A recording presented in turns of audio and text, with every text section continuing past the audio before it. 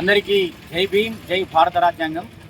ఈరోజు ఆదిలాబాద్ జిల్లా కేంద్రంలో పోస్టు కార్డుల 1,00,000 పోస్టు కార్డుల ఉద్యమాన్ని ప్రారంభించిన సందర్భంగా ఇక్కడ జిల్లా కేంద్రంలో పోస్టు బాక్స్లో సీఎం రేవంత్ రెడ్డి గారికి ఇక్కడ జిల్లా నుంచి 3,000 పోస్టు కార్డుల ఉత్తరాల్ని పంపించడం జరిగింది.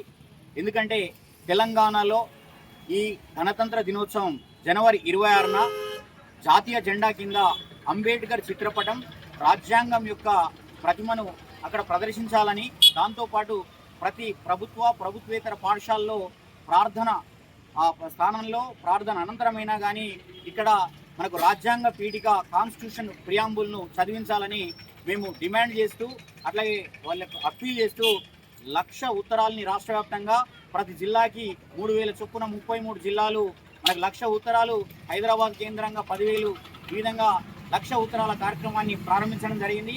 మండలానికి 300, మొత్తం 10 మండలాలు తీసుకుంటే 300 ఇంటూ 10 3,000 ఉత్తరాలు ఈ విధంగా ఆదిలాబాద్ నుంచి అన్ని మండలాల నుంచి కూడా పోస్ట్ చేయడం జరుగుతుంది.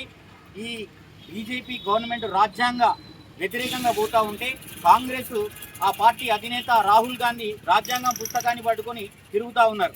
అట్లాగే తెలంగాణలో కూడా ఈ యొక్క రాజ్యాంగ గౌరవ సభ అంటే సంవిధాన్ సమ్మాన్ సభని ఖమ్మం కేంద్రంగా పెట్టాలనే ఆలోచన చేస్తూ ఉంది. మొన్ననే కర్ణాటకలో బెళగావిలో ఈ రాజ్యాంగ ర్యాలీ తీశారు.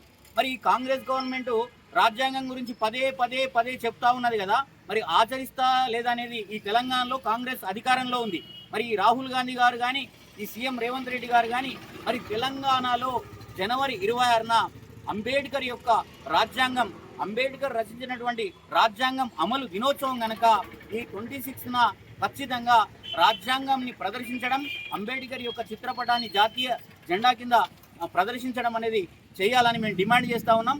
అలా చేస్తేనే ఈ సీఎం రేవంత్ రెడ్డి కానీ అట్లాగే ఆ రాహుల్ గాంధీ కానీ రాజ్యాంగం మీద, అంబేద్కర్ మీద అభిమానంతో పాటు ఆచరణాత్మకంగా పోతున్నట్టు, లేదంటే ఇది రాజకీయ కోణంలోనే ఏదో మసిపూసి మారేడుకాయ చేసినట్టుగా ఈ గవర్నమెంట్ను మేము అనుకోవాల్సి వస్తుంది.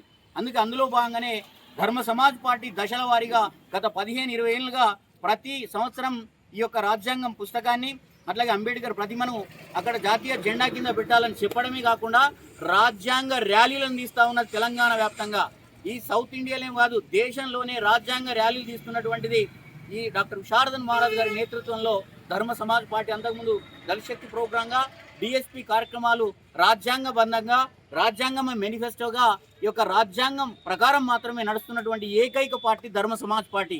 అందుకనే మేము మీ ద్వారా తెలియజేస్తా ఉన్నాం, 1,00,000 పోస్టు కార్డులను సీఎం ఆఫీస్కి పంపించడం జరుగుతుంది. వారు ఇమ్మీడియట్గా నిర్ణయం తీసుకొని వెంటనే సిఓ విడుదల చేసి 26 జనవరికి బిఫోరే ఈ యొక్క అమలు గురించి సూచన ఇవ్వాల్సిందిగా మేము కోరుతా ఉన్నాం. Thank you.